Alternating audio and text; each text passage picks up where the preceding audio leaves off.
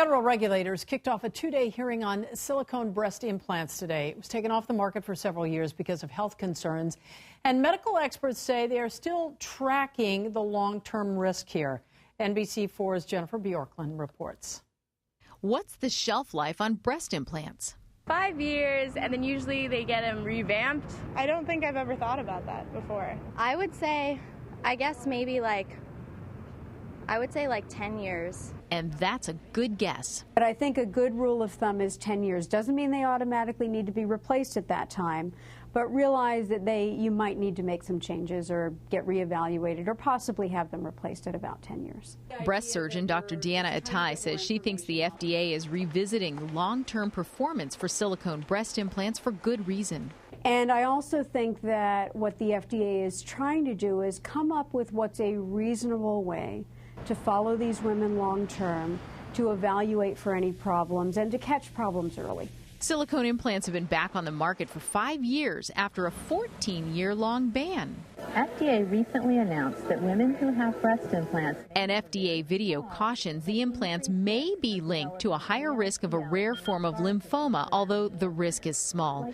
The FDA panel is meeting today and tomorrow to consider ways to improve safety studies and better assess the overall performance of implants in real-world use. What we do know, for people getting silicone implants for breast augmentation, 1 in 5 will need them removed in 10 years. The risk goes up for women getting them for breast reconstruction. 1 in 2 will need removal in 10 years. Nobody expects that these are going to last forever. Your body changes, and these might change with your body.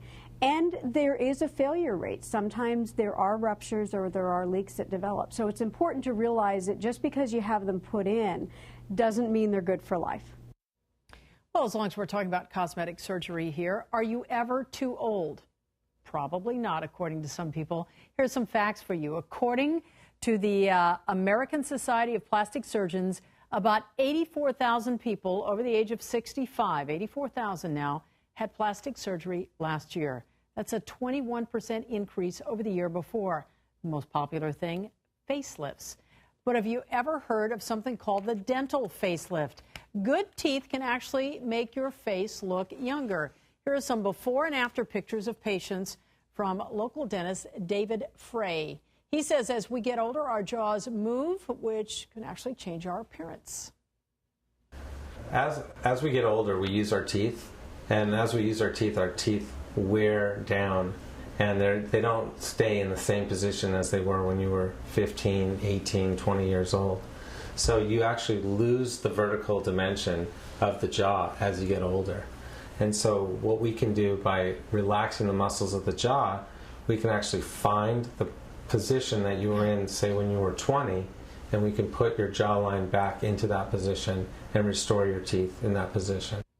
All right, Dr. Frey says there are hundreds, if not thousands, of dentists doing this procedure around the country. And joining us right now is Sonda Moldovan. She is an LA periodontist, and she's here to tell us about that. I looked at that, and same thing. I thought that looked like some sort of torture procedure. But let's talk about teeth and how they can make you look younger. Yeah, you know, Colleen, as soon as 20 or sometimes in their 50s, patient starts losing molars. So what happens is they don't lose their muscles to eat with, so we see drooping of the face. And it's very obvious sagging, especially if the patients are missing teeth on just one side of the face. So when they look in the mirror, they could really see the one side drooping. So what's the procedure for this? Implants or something like that? Dental implants are really the best way we have to replace the missing teeth, because dentures don't replace the function that a normal tooth would do towards a muscle. And bridge work or small pieces like that, those aren't the same either? They're not the same either. Okay. What is this apparatus here? Do you know? Have you ever seen anything like this? Yeah, actually, this is used in neuromuscular dentistry to reposition the muscles of the face in a optimal environment. So there's no strain and there's no tightness on one side versus the other. So you go into a doctor and he repositions your jaw, and how do you keep it there? I mean, you have to break the jaw to redo it, or what happens? So what happens is the dentist will actually build the teeth or build porcelain jackets on top of the teeth to keep the bite in that position. And it doesn't affect your speech pattern or anything like that? It doesn't, no. And automatically, within a few months, patients notice the tightness of the face and the muscles changing. Is there an age limit? I mean, when do you start seeing this sort of thing, and how late in life could you do something like this? We start doing these procedures as early as in their 30s, but my oldest patients with implants was 86 years old. And you talk about that strengthening the muscles in your jaw. Could you just do exercises for something like that? You can do exercises, true, but if you don't have any chewing surface there from teeth, we can't use those muscles. Okay, now we're talking about the cosmetic surgery where you actually, go in and do something like that.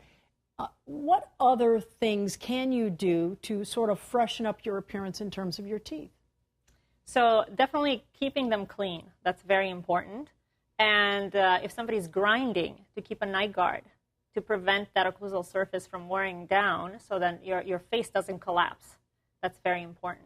What about, what are they called now, veneers and things like that? I know a lot of people talk about getting those, especially in this town. Everybody has such a spectacular smile. Their teeth are a beautiful color.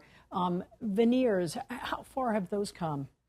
So we've come a long way with porcelain material in general. So we can make thinner veneers that are more conservative today, that look beautiful and have great function. One of the criticisms I'd heard about those over the years is that they look like those little chiclets. Yes. The little chewing gum things. True. Not anymore. I mean, we have such great porcelain, and the dental technicians that do make the veneers, they're artists, and they could really look natural. Is this sort of thing covered by insurance, any of these procedures we're talking about?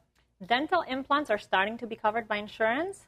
Veneers are not, because it's strictly cosmetic. But even the dental insurance companies see the benefit from having dental implants, so they're starting to cover them. And what can you expect, like a fresh, bright smile and, all this to take off your face in terms of age, in terms of years? So I've had patients that haven't had back teeth for 10, 20 years, and they said, oh, my God, everybody's telling me that I look 15 years younger.